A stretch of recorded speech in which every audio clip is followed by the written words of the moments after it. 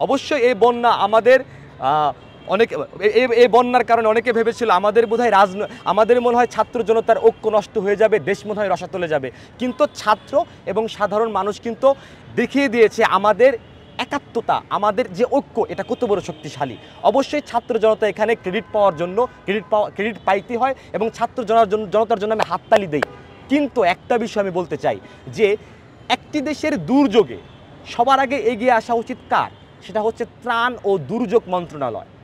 আপনারা কি হয় আমজনতা, আমরা সাধারণ মানুষ, দুর্যোগ হলে আমরা বসে থাকি, কোনো একটা ইনফ্লুয়েন্সার এসে বোধ হয় এই দুর্যোগ থেকে ত্রাণ তুলে তাদেরকে খাওয়াবে। বাট নো, ত্রাণ ও দুর্যোগ মন্ত্রণালয়কে সংস্কার করে এমনভাবে সাজাতে হবে যাতে যে কোনো দুর্যোগের সময় জনমানুষের ভাবতেই না হয়। ত্রাণ ও দুর্যোগ মন্ত্রণালয় এটাকে সলিউশন করে দেবে। জনগণ তাদের অন্যান্য কর্মকাণ্ড যেগুলো আছে, বিজনেস, গুরুত্বপূর্ণ শিক্ষা প্রতিষ্ঠান, সেগুলো সচল রাখবে এবং ত্রাণ ও দুর্যোগ মন্ত্রণালয় এটাকে হ্যান্ডেল করবে। এখন ত্রাণ ও দুর্যোগ মন্ত্রণালয়ের সমস্যা কী? ত্রাণ ও দুর্যোগ মন্ত্রণালয়ের সীমাবদ্ধতা কী? ত্রাণ ও দুর্যোগ মন্ত্রণালয় সীমাবদ্ধ হচ্ছে তাদের কাছে অর্গানাইজড কোনো প্ল্যান নাই, অর্গানাইজড কোনো রূপরেখা নাই, যে রূপরেখার মাধ্যমে ভূমিকম্প হোক, বন্যা হোক কিংবা মানব সৃষ্টি যে কোনো ধরনের দুর্যোগ হোক, সেই দুর্যোগে তারা একটা অ্যাকশন নিতে পারে। এটা করতে হলে ত্রাণ ও দুর্যোগ মন্ত্রণালয় কী করতে হবে? এ ব্যাপারে খুব শীঘ্রই আমার একটা বই আসতেছে, নতুন বাংলাদেশের রূপরেখা নামে। আমি এখানে প্রত্যেকটা সেক্টর নিয়ে খুব ভেঙে আলোচনা করেছি, প্রবলেমগুলোকে বিশদভাবে তুলে ধরেছি, যে প্রবলেমগুলো আশা করি সলিউশন হয়ে যেতে পারে ওইখানে।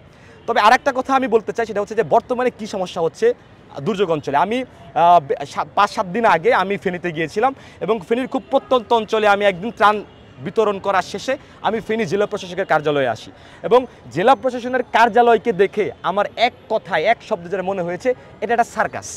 এবং এই সার্কাসে কি হচ্ছে, ফেনী জেলা প্রশাসকের কার্যালয়ে সবাই ফ্লোর দখল করা নিয়ে কেন্দ্র করে তারা সবাই নোংরা একটা রাজনীতি করতেছে।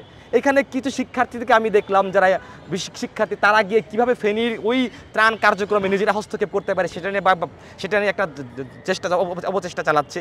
অনেকে যারা একটু ক্ষমতাবান তারা সেখানে কীভাবে একটু মাতবরি করবে সে প্র্যাকটিস করতেছে।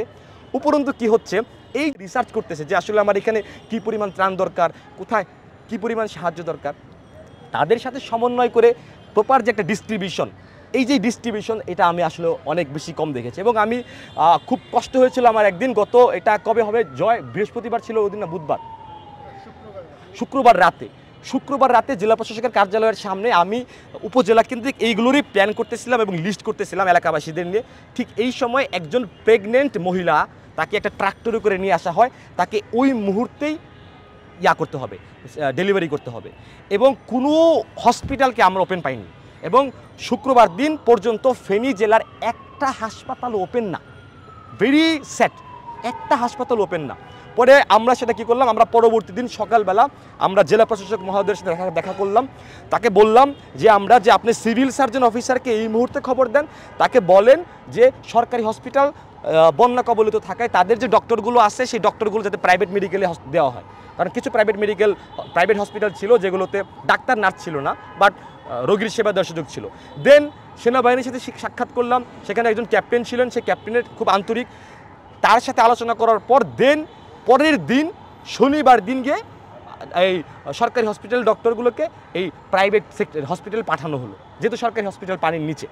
তো এই যে একটা সিদ্ধান্ত, এই সিদ্ধান্ত নিতে কেন শনিবার আসতে হবে, এই সিদ্ধান্ত নিতে কেন আমাদের গিয়ে বলতে হবে শুক্রবার দিন তার সাথে দেখা করে? এই সিদ্ধান্ত বাই ডিফল্ট, এটা তো একজন জেলা প্রশাসকের নিজেরই জানা উচিত যে আমার এই প্রবলেম হলে আমি এটাকে এইভাবে সলিউশন করব।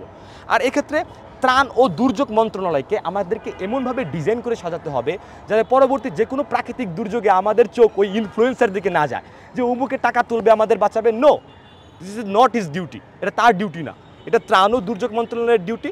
ত্রাণ ও দুর্যোগ মন্ত্রণালয় যদি মনে করে এই মুহূর্তে তার কোনো ইনফ্লুয়েন্সারের হেল্প দরকার, তাদের ডিউটি। একই সাথে আমি একটু ছোটো করে বলতে চাই, একটু সেন্সিটিভ কথা, যদিও অনেকের খারাপ লাগতে পারে, যে এই যে বৈষম্য বিরোধী ছাত্র আন্দোলনের আমাদের যে ভাইরা, এই যে ভাইরা যে ত্রাণ সংগ্রহ করছে, সাধুবাদ জানাই। আসুন্না ফাউন্ডেশন সহ অসংখ্য ফাউন্ডেশন ত্রাণ সংগ্রহ করতেছে, আমরা সাধুবাদ জানাই, very nice attempt, but this is not the solution. শিক্ষার্থীদের উচিত তারা গবেষণা করবে, থিসিস করবে, রিসার্চ করবে, দেশকে সামনের দিকে এগিয়ে নিয়ে যাবে। এটা ত্রাণ ও দুর্যোগ মন্ত্রণালয়ের কাজ। ত্রাণ ও দুর্যোগ মন্ত্রণালয় যদি মনে করে যে আমার এই মুহূর্তে ঢাকা বিশ্ববিদ্যালয়ের শিক্ষার্থীদের সাহায্য দরকার, ত্রাণ ও দুর্যোগ মন্ত্রণালয় বলবে প্লিজ হেল্প আস, তখন বৈষম্যবিরোধী ছাত্র আন্দোলন কেন, আমরা সবাই ঝাঁপিয়ে পড়বো, কীভাবে হেল্প করতে হবে বলুন। সো আমি আমার কথা সারমর্ম একটাই, যে কোনো ধরনের দুর্যোগ মোকাবেলা করার জন্য আমাদের ত্রাণ ও দুর্যোগ মন্ত্রণালয়কে ঢেলে সাজাতে হবে এবং ইনফ্লুয়েন্সারের দিক থেকে আমাদের চোখ সরিয়ে আনতে হবে।